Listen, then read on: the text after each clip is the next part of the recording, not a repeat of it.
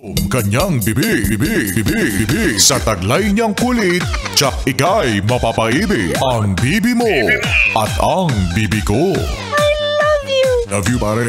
Bibo! Bibo!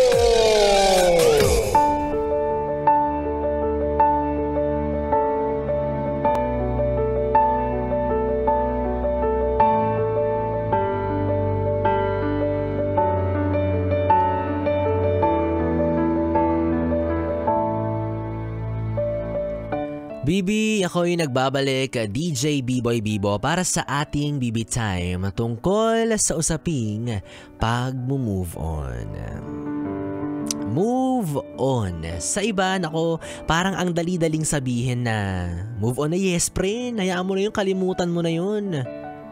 Alam mo, kung nadadaan lang sa tulog yung pag-move on, ako sinasabi ko sa'yo, baka 3 months tulog yan. 3 buwan tulog talaga yan straight, walang gising, walang kain. Diba? Kasi hindi naman yan madali eh. It takes time. So we have to be considerate dun sa mga taong nagmo-move on. Sa mga taong nasa proseso. Diba? We have to understand them. Na nasa process pa sila. So bakit mo pinipressure? Anong purpose mo? Anong goal mo? Para lang hindi na siya makita nasasaktan siya ba? Tinanong mo kung gusto niya pang nasasaktan siya. Di ba hindi naman? So huwag natin i-pressure. Lintik naman kakagaling lang sa sakit, kakagaling lang sa heartache. Tapos gusto mo bukas okay na agad. Ano yun? Ginawa mo naman siyang kinder na mabilis makalimot sa sakit. Na mabilis mag-move on, mabilis magpatawad. Di ba? Kasi kung pwede lang, bakit hindi? For sure gusto niya na rin. Kung meron lang pwedeng inumin at iturok sa utak at puso ng taong yan para mawala lahat ng alaala nung nanloko sa kanya, nung ex niya.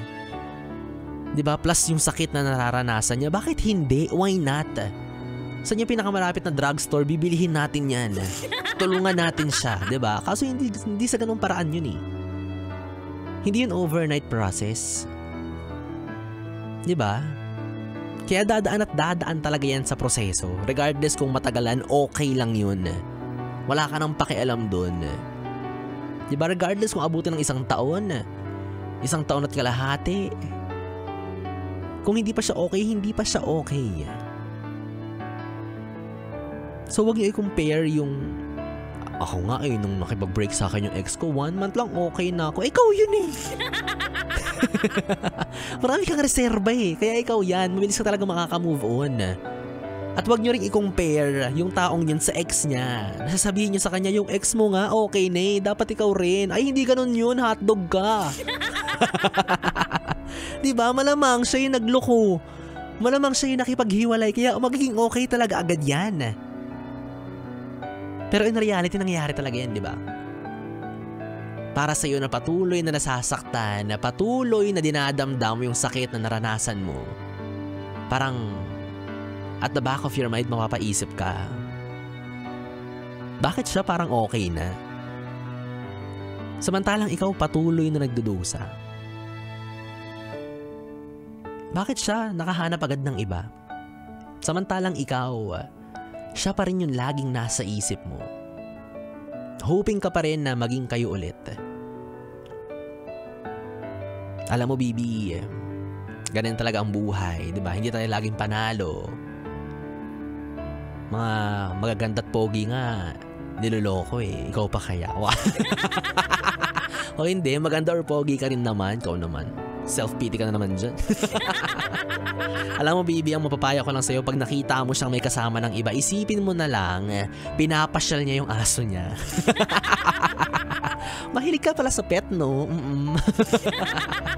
Ganunin mo siya, no? Diba? Di man lang sinunod yung 3-month rule na parang after a week, meron ka agad kapalit. Ganon kadali yun.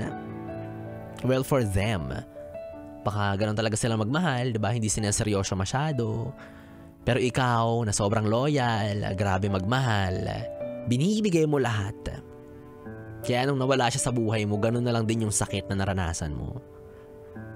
Pero sinasabi ko sa'yo, Bibi, seryosong usapan, ang isa sa pinakamasarap na pakiramdam after mong masaktan is yung didilat ka isang araw. Marirealize mo na wala ka ng pakialam sa kanya.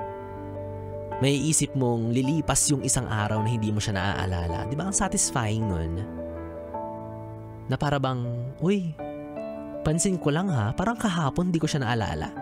Kahapon hindi ko siya nabanggit. Kahapon di ko siya naisip. Kasi tulog ka maghapon, paano mo magagawa yun?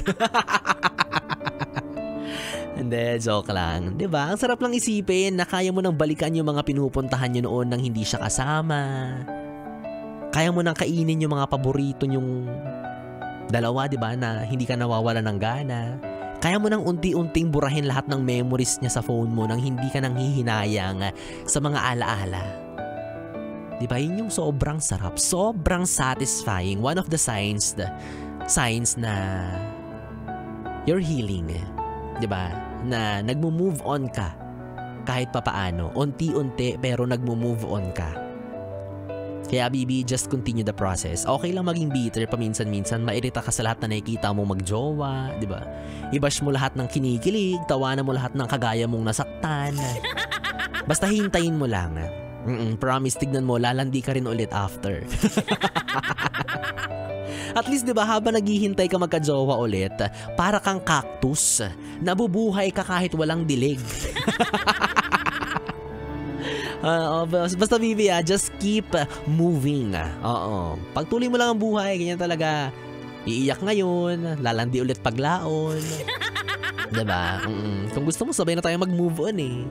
Oo, nag-move on din ako. Mag-move on na ako sa pagiging single. Jojowa na po ako ulit. Jojowa na si B-Boy Bibo. Oo. Gusto ko na ulit maranasan kiligin, landiin at masaktan.